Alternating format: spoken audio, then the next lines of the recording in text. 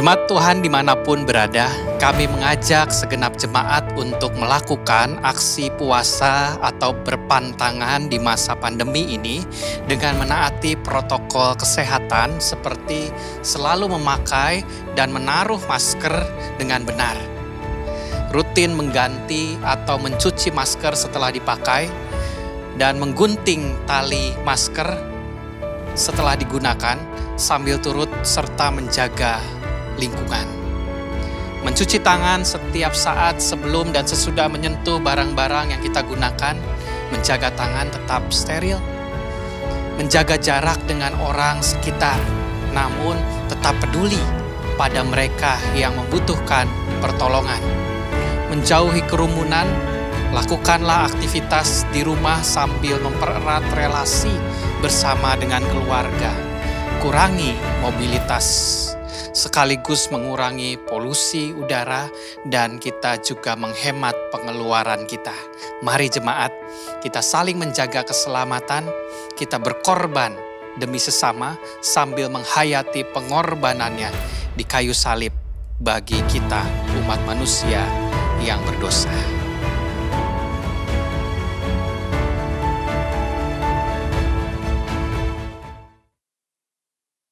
Shalom Jemaat Tuhan, marilah kita mempersiapkan hati untuk masuk dalam ibadah Prapaskah keempat. Pelayan firman adalah Pendeta Yoel Ang dari GKI Denpasar dengan pelayan liturgi Pendeta Samuel Ismayanto yang akan membawakan tema Dipulihkan dari Pagutan Dosa. Mari kita bersaat teduh sejenak.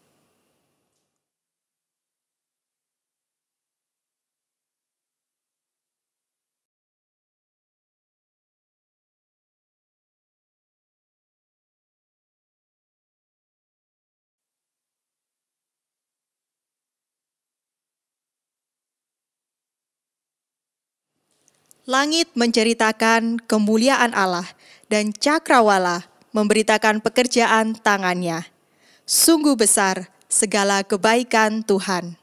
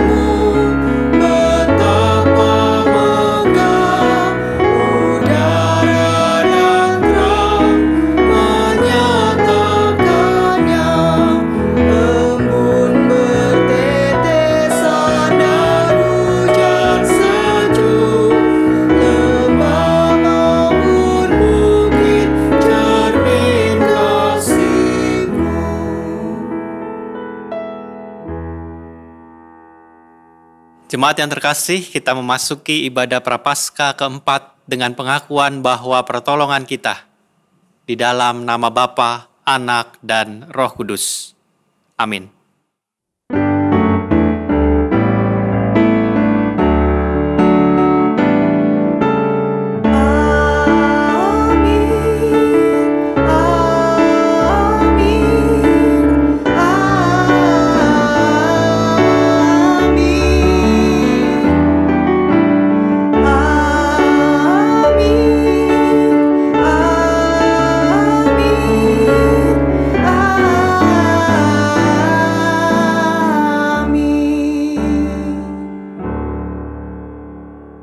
Damai Kristus besertamu. Dan besertamu juga. Jemaat dimanapun berada, menjalani pemulihan dari sakit dibutuhkan kemauan dari si sakit itu untuk sembuh. Dengan kata lain, harus ada usaha yang dikerjakan supaya sembuh itu. Maka jika kita merenungkan tema dipulihkan dari pagutan dosa, kita pun harus berusaha untuk terbebas dari dosa dan hidup mengalami perubahan. Kiranya setiap kita memiliki kesediaan dipulihkan dan menjalani perubahan. Adik-adik, Tuhan Yesus selalu melihat kita. Maka kita harus selalu waspada dalam melakukan segala sesuatunya dalam hidup ini. Ayo kita ajak seluruh anggota keluarga kita untuk bersama-sama menyanyikan satu pujian. Hati-hati, gunakan matamu.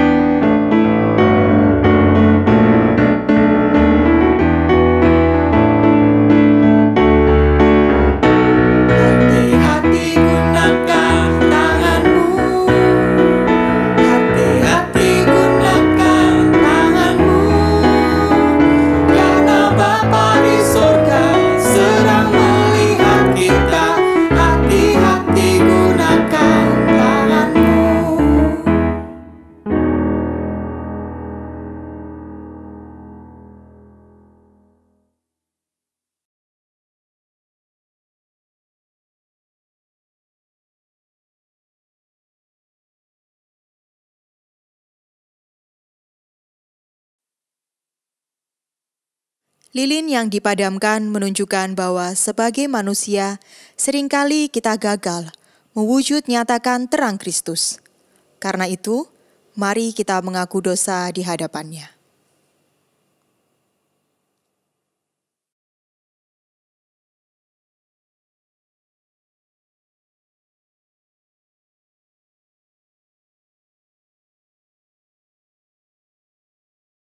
Allah Bapa yang baik, inilah dosa-dosa yang kami ungkapkan dalam pengakuan dosa kami secara pribadi. Namun Engkaulah yang mengetahui semuanya Tuhan. Kejujuran kami, bahkan kedengkilan hati kami, Engkau pun mengetahuinya ya Allah. Tolonglah agar hati dan pikiran kami selalu diperbaharui oleh citra-Mu. Dalam nama Tuhan Yesus kami memohon. Amin.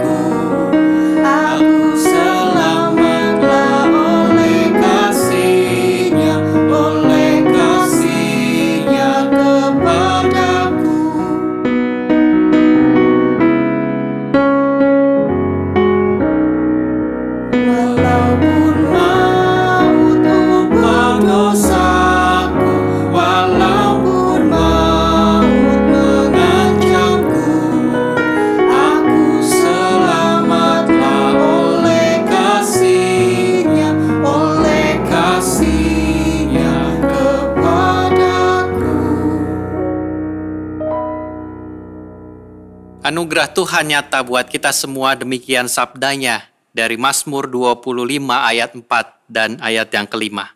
Beritahukanlah jalan-jalan-Mu kepadaku ya Tuhan, tunjukkanlah itu kepadaku. Bawalah aku berjalan dalam kebenaran-Mu dan ajarlah aku, sebab Engkaulah Allah yang menyelamatkan aku. Engkau ku nantikan sepanjang hari. Demikianlah berita anugerah dari Tuhan. Syukur kepada Allah.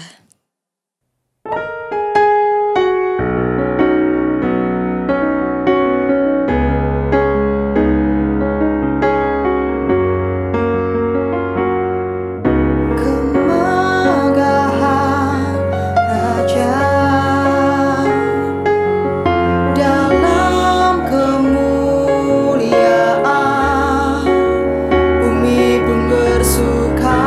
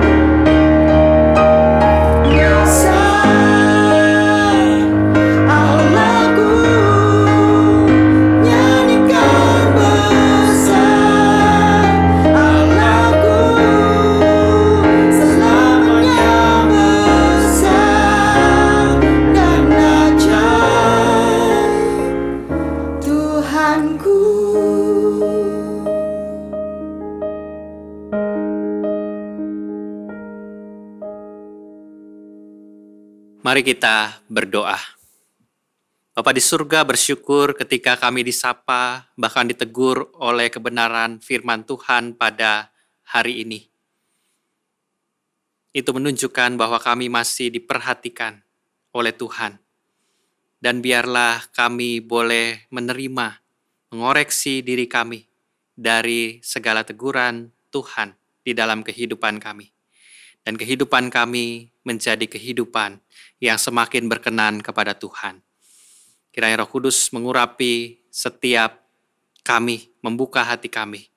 Roh Kudus juga mengurapi Pendeta Yoel Ang untuk menyampaikan kebenaran firman Tuhan. Engkau yang kuasai. Hanya di dalam nama Tuhan kami, Yesus Kristus, kami berdoa. Amin.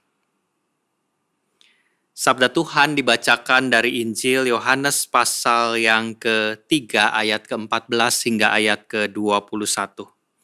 Injil Yohanes pasal 3 ayat 14 hingga ayat ke-21.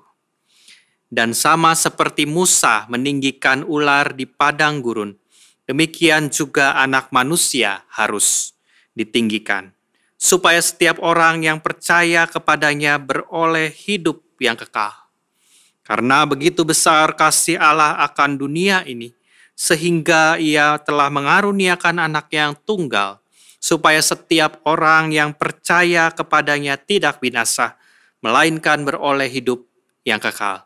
Sebab Allah mengutus Anak-Nya ke dalam dunia, bukan untuk menghakimi dunia, melainkan untuk menyelamatkannya oleh Dia. Barang siapa percaya kepadanya, ia tidak akan dihukum. Barang siapa tidak percaya, ia telah berada di bawah hukuman, sebab ia tidak percaya dalam nama Anak Tunggal Allah. Dan inilah hukuman itu. Terang telah datang ke dalam dunia, tetapi manusia lebih menyukai kegelapan daripada terang, sebab perbuatan-perbuatan mereka jahat. Sebab barang siapa berbuat jahat, membenci terang, dan tidak datang kepada terang itu, supaya perbuatan-perbuatannya yang jahat itu tidak nampak. Tetapi barang siapa melakukan yang benar, ia datang kepada terang, supaya menjadi nyata bahwa perbuatan-perbuatannya dilakukan dalam Allah. Demikianlah Injil Tuhan Yesus Kristus, lakukanlah seturut perintahnya. Hosiana.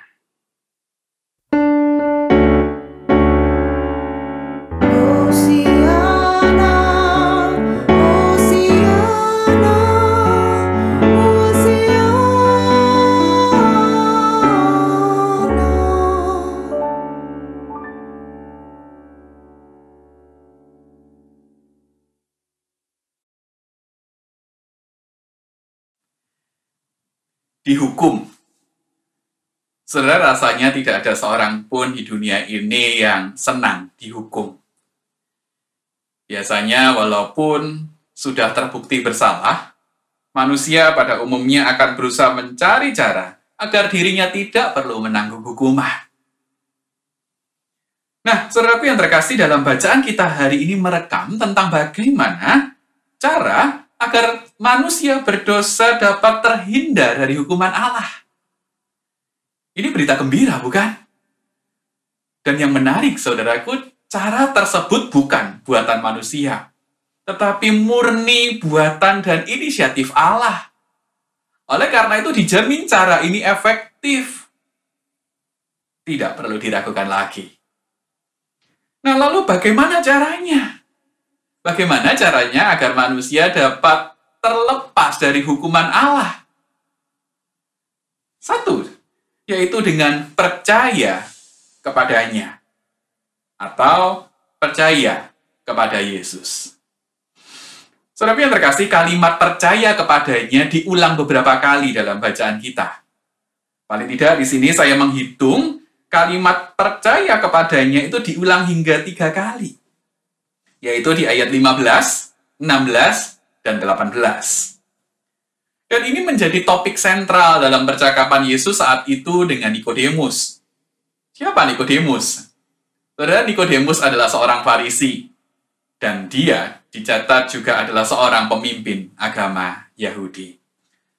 Nah, saudaraku, pada saat itu Yesus mengajarkan kepada Nikodemus bahwa dalam kondisi keberdosaannya, manusia tidak dapat menyelamatkan dirinya sendiri. Saudara, jika pendosa diibaratkan manusia yang sedang sakit, dia tidak bisa auto sembuh atau sembuh dengan sendirinya. Nggak bisa. Untuk bisa sembuh dan dipulihkan, manusia butuh anugerah Allah dalam pengorbanan Yesus Kristus. Cara ini yang ditawarkan Allah oleh manusia kalau manusia mau terlepas dari hukuman Allah atas dosa-dosa kita. Nah, saudara, ini tidak senada dengan apa yang dipahami oleh orang Yahudi. Tentu saya bayangkan ketika Nikodemus mendengar hal itu, batinnya bergolak. Karena buat orang Yahudi, saudara, keselamatan itu diperoleh dengan cara taat pada hukum Taurat. Ya, keselamatan mereka meyakini bisa diperoleh melalui ketaatannya pada hukum Taurat. Asal taat Taurat, maka pasti selamat. Itu mungkin slogan mereka. Jadi saudara, bagi mereka, orang-orang Yahudi ini, manusia melalui perbuatannya dapat menyelamatkan dirinya sendiri. Saudara, dalam kekristenan, ini saya katakan ini malpraktik. Ibarat kita sakit tifus, saudara.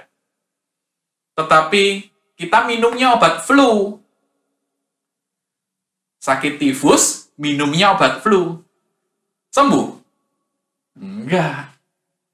Sudah keluar uang buat beli obat, sudah keluar tenaga buat beli obat, tapi sakitnya enggak sembuh-sembuh. Kenapa? Ya salah obat. Sakit tifus, minumnya obat flu. Tidak akan sembuh, malah bisa jadi makin parah iya. Saudara yang terkasih, oleh karena itu, sekali lagi, buat kekristenan, perbuatan manusia tidak dapat menyelamatkan. Saudara, hukum Allah memang begitu. Dosa menghasilkan hukuman pada pelakunya. Dan hukuman Allah tidak dapat digantikan dengan perbuatan apapun, sebaik apapun, tidak bisa. Dan yang pasti, saudara, hukuman atas dosa itu tidak dapat dibatalkan. Seseorang harus menerima hukuman itu. Oleh karena itu, saudaraku yang terkasih, cara Allah menyelamatkan manusia bukan dengan cara membatalkan hukuman itu. Tidak, hukuman tidak bisa dibatalkan. Cara Allah menyelamatkan manusia bukan dengan cara membatalkan hukumannya, tetapi dengan cara Allah menanggung hukuman itu. Saudaraku yang terkasih, di ayat 18 Yesus berkata, "Barang siapa percaya kepadanya, ia tidak akan dihukum." Loh, kok bisa? Ya, karena hukumannya sudah ditanggung oleh Yesus Kristus. Sekali lagi, bukan dibatalkan, tetapi karena hukumannya sudah ditanggung oleh Yesus Kristus. Selanjutnya, barang siapa tidak percaya, ia telah berada di bawah hukuman, sebab ia tidak percaya dalam nama Anak Tunggal Allah. Maksudnya apa? Maksudnya ya tidak ada pilihan lain.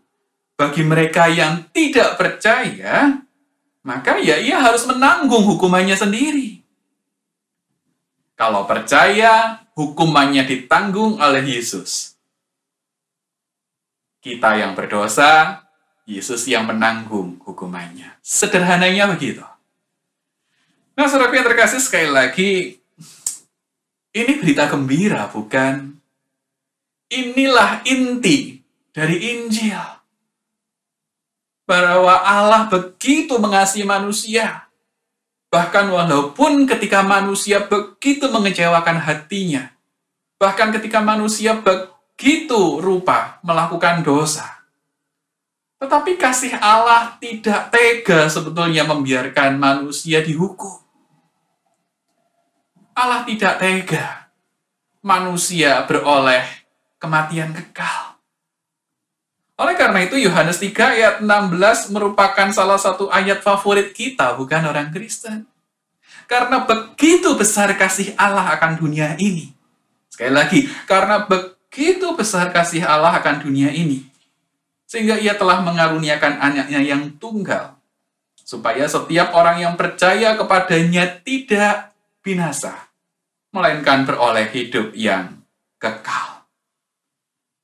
Saudara, kasih Allah inilah yang memotivasi Allah untuk mau menanggung hukuman manusia.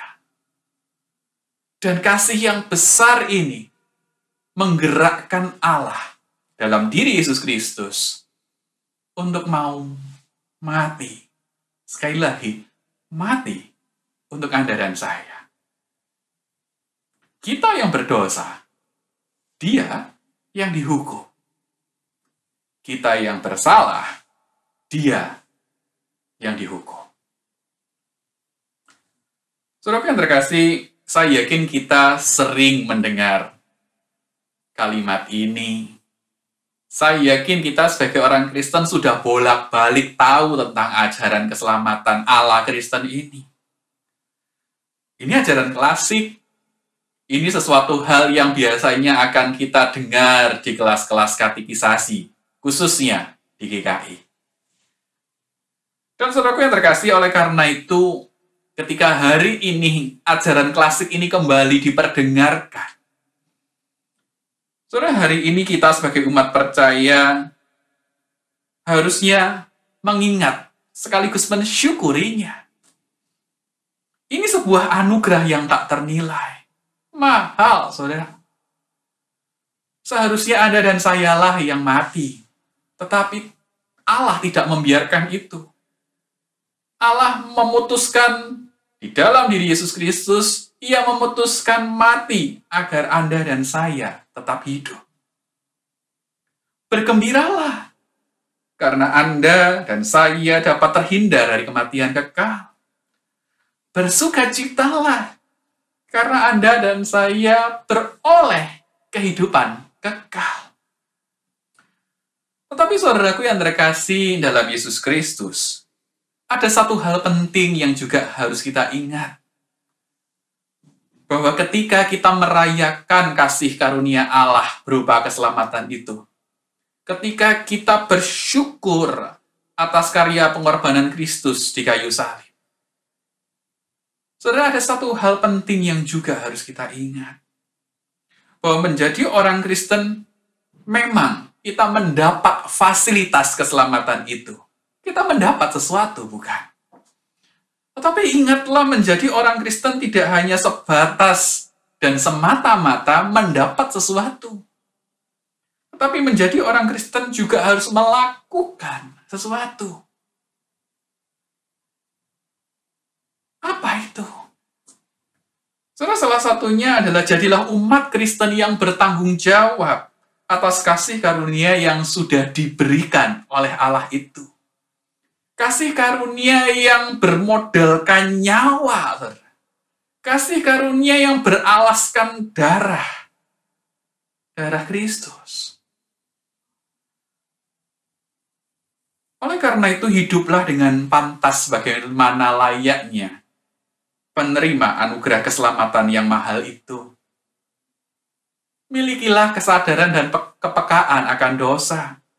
Sensitiflah pada dosa. Saudara, jangan jadi orang Kristen yang menyebalkan di hadapan Allah. Apa maksudnya menyebalkan? Saudara, karena memang harus diakui masih banyak orang Kristen yang dia tahu bahwa anugerah keselamatan itu diberikan dengan mahal kepada kita. Dan cuma-cuma, saudara. Tetapi dalam kehidupan sehari-hari kita masih gemar bermain-main dengan dosa. Dan bahkan ada banyak orang Kristen yang menganggap dosa-dosa tertentu itu adalah sesuatu hal yang lumrah. Ada dosa-dosa tertentu yang dikompromi oleh orang Kristen. Orang-orang Kristen yang diselamatkan oleh Allah. Contohnya, saudara, bukankah banyak dari antara kita yang mungkin tanpa sadar, atau bahkan sadar, ngerasani orang lain. Ngerasani orang lain itu pada umumnya, biasanya ya saudara, bukan ngomongin baiknya orang lain, tapi ngomongin keburukan orang lain. Ini terjadi bukan hanya di luar gereja, tetapi juga di dalam gereja. Ngomongin kejelekannya orang lain. Saudara, tentu ini melakukan sesuatu hal yang berdosa. Apalagi ketika kita membicarakan keburukan orang lain itu tidak ditindaklanjuti untuk menasihati atau bahkan menggembalakan dia. Lebih berdosa. Tapi bukankah kita seringkali yang menganggapnya itu hal yang lumrah, bukan? Membicarakan keburukan orang lain.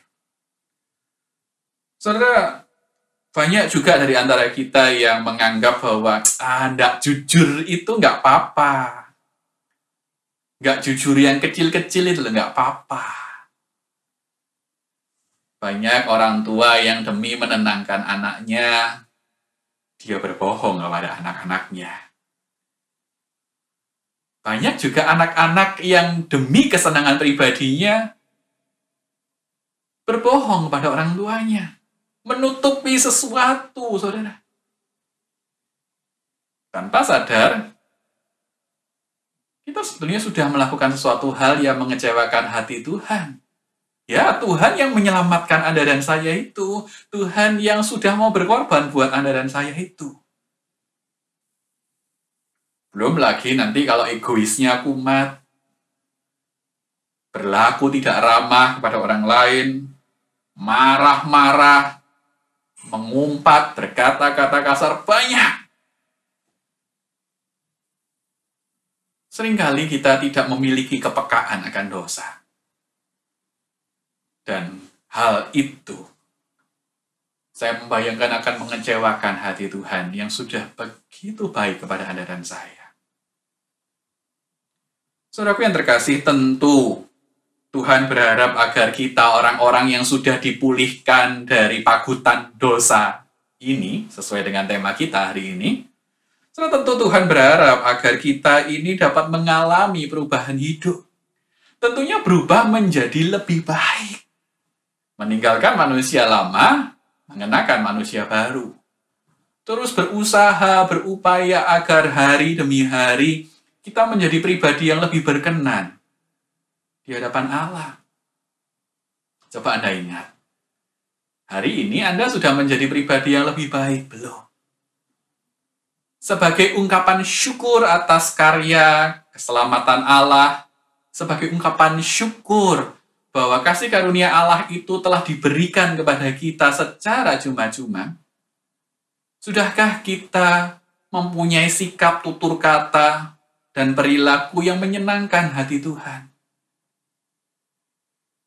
Apakah Anda adalah pribadi yang lebih baik dari kemarin? Apakah saat ini Anda telah menjadi pribadi yang lebih baik dari tahun lalu? Kalau tahun lalu sombongnya bukan main, sekarang Anda menjadi lebih ramah. Kalau yang tahun lalu tentu pelitnya bukan main, sekarang Anda menjadi lebih murah hati. Kalau tahun lalu tuh Anda hobinya marah-marah, suami dimarahin, istri dimarahin, anak dimarahin, marah terus isinya pokoknya. Hari ini, Anda sudah menjadi pribadi yang lebih sabar belum? Ayo, saudara, ketika kita menyadari bahwa kita adalah umat yang telah dipulihkan Allah dari pagutan dosa, mari kita mengusahakan hidup lebih baik lagi dari hari ke hari. Dan oleh karena itu, selamat merayakan kasih karunia Allah dengan sikap hidup yang benar. Selamat menikmati pemulihan itu. Selamat merayakan keselamatan itu, saudara. dengan cara hidup dalam kebenaran. Tuhan memberkati. Amin. Saat teduh bagi kita sekalian.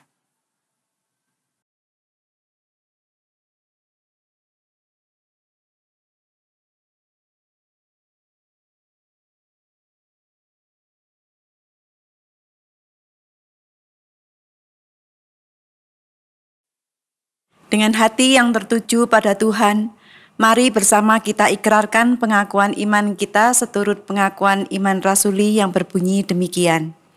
Aku percaya kepada Allah, Bapa yang Maha Kuasa, Khalik langit dan bumi, dan kepada Yesus Kristus, anaknya yang tunggal Tuhan kita, yang dikandung daripada Roh Kudus, lahir dari anak darah Maria, yang menderita sengsara di bawah pemerintahan Pontius Pilatus, disalibkan, mati dan dikuburkan, turun ke dalam kerajaan maut.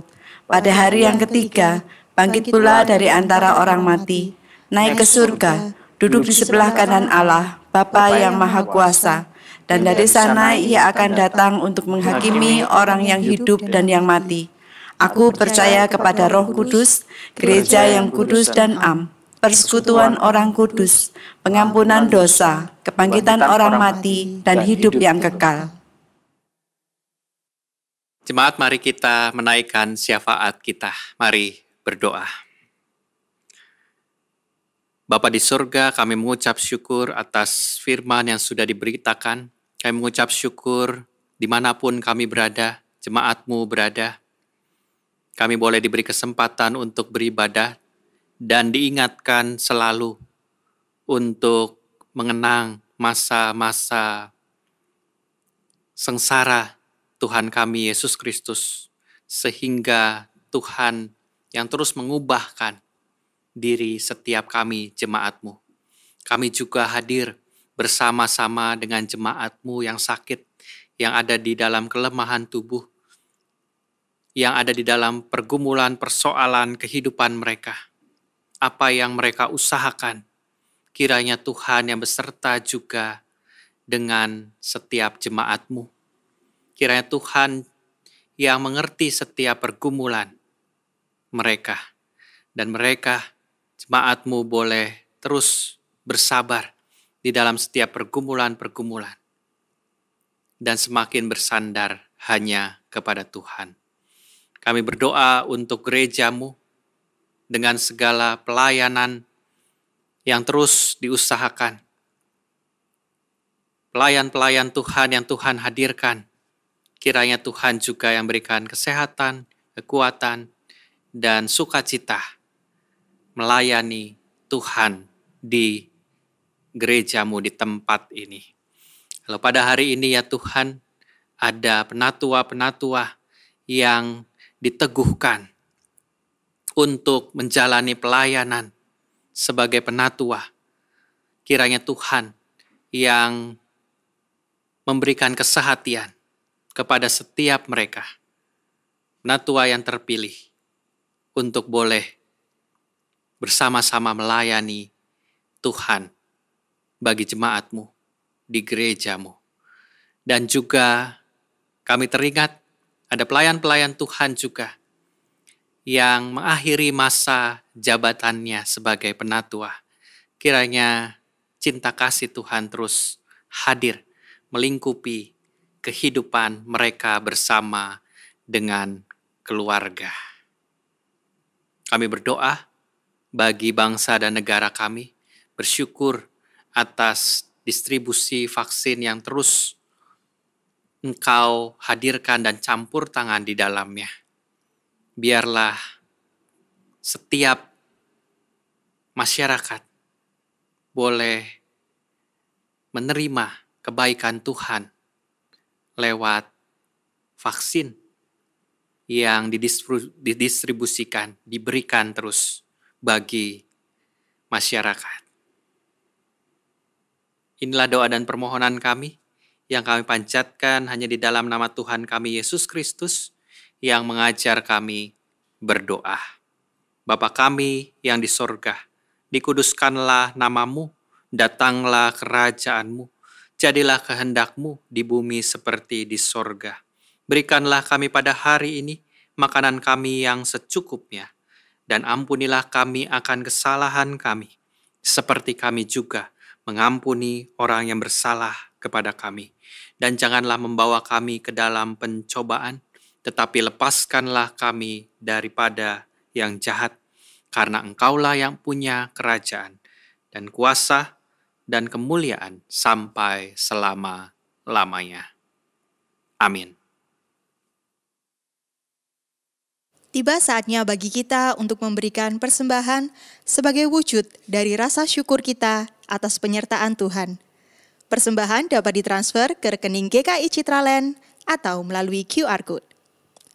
Mari memberi dengan sukacita sambil mengingat sabdanya dalam 1 Tawarikh 16 ayat 29.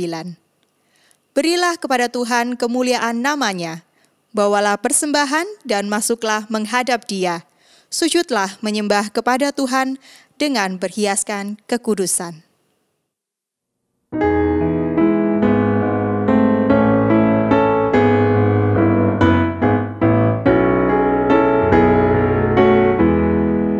Tuhan betapa banyaknya berkat yang Kau beri, teristimewa rahmat-Mu dan hidup abadi.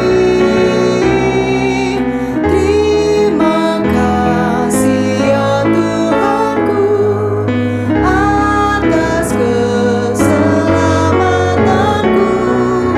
Padaku telah Kau beri hidup bahagia abadi.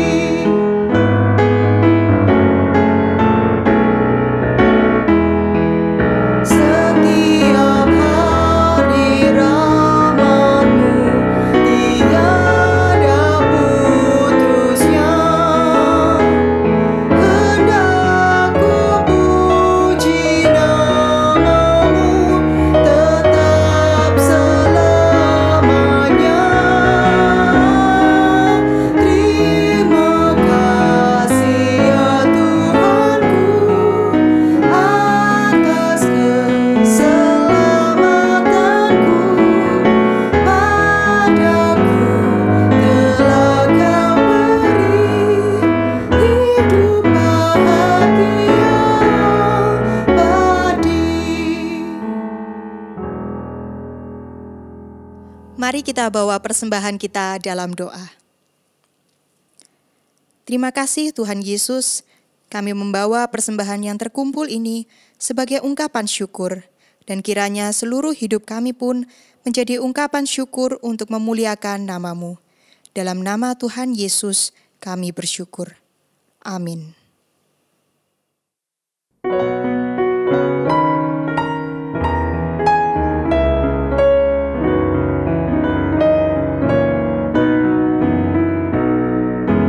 Bintang pandanganku, cadas yang teguh,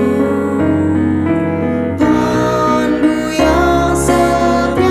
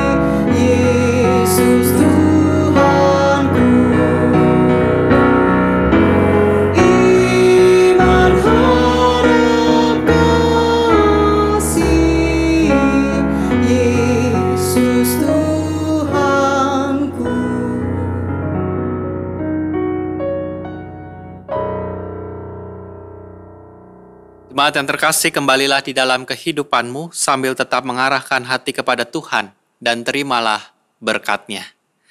Tuhanlah penjagamu, Tuhanlah naunganmu di sebelah tangan kananmu. Matahari tidak menyakiti engkau pada waktu siang atau bulan pada waktu malam. Tuhan akan menjaga engkau terhadap segala kecelakaan. Ia akan menjaga nyawamu. Tuhan akan menjaga keluar masukmu dari sekarang sampai selama-lamanya. Hosiana. Amin.